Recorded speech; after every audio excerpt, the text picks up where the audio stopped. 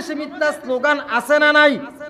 কয়েকদিন আগে একটা আলেমের গ্রুপ, মহিদি আসতে চায় না, কোয়া লাগে, একটা আলেম গ্রুপ কিছুদিন আগে, এই আন্দোলনের আগে কয়েকদিন আগে একটা আলেম গ্রুপ, তারা নাকি ওলামা লীগ, কি লীগ সবাই দেখছেন, তারা মিছিল করেছিল জয়, তারা আলেম, কি পরিচয় দিবি? আফসোস, আল্লাহর আদালতে কি পরিচয় দিবি তোরা?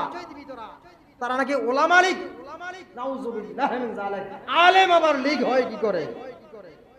জালিম শাসকের পক্ষে হইয়া তারা মিছিল করেছিল, একটা ভিডিও আমি পেয়েছিলাম, এটা ভাইরাল হয়েছে সোশ্যাল মিডিয়ায়। তারা কি লীগ?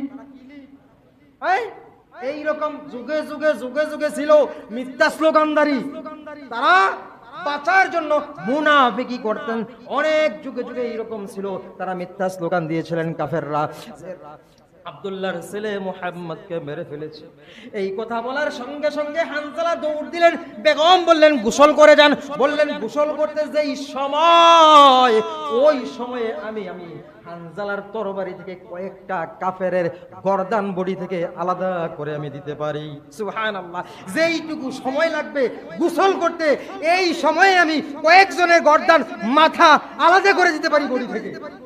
গোসলের সময় নাই, আমি গোসলের জন্য জাহান্নামে গেলে যাব, তবু আমার রাসূলের পক্ষে দাঁড়াই, ইসলামের পক্ষে দাঁড়াই। কিসের পক্ষে? দ্বীনের পক্ষে দাঁড়াই। তার উপরে গোসল ফরজ ছিল। গোসল কি ছিল? ফরজ ছিল। গোসল ফরজ হয় কখন বলেন?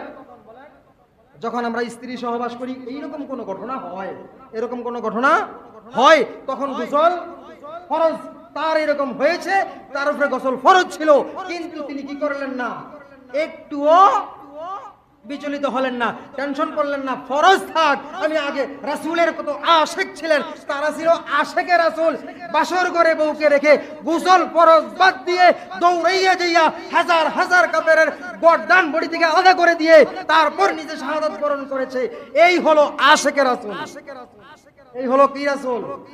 আমরা আশিকে রাসূলরা বিয়ার মধ্যে বাদ্যযন্ত্র বাজানো ফরজ বলে ফতোয়া দেই, না বাজাইলে বিয়া হবে না, হারাম। এই রকম হলো আমাদের আশিকে রাসূল।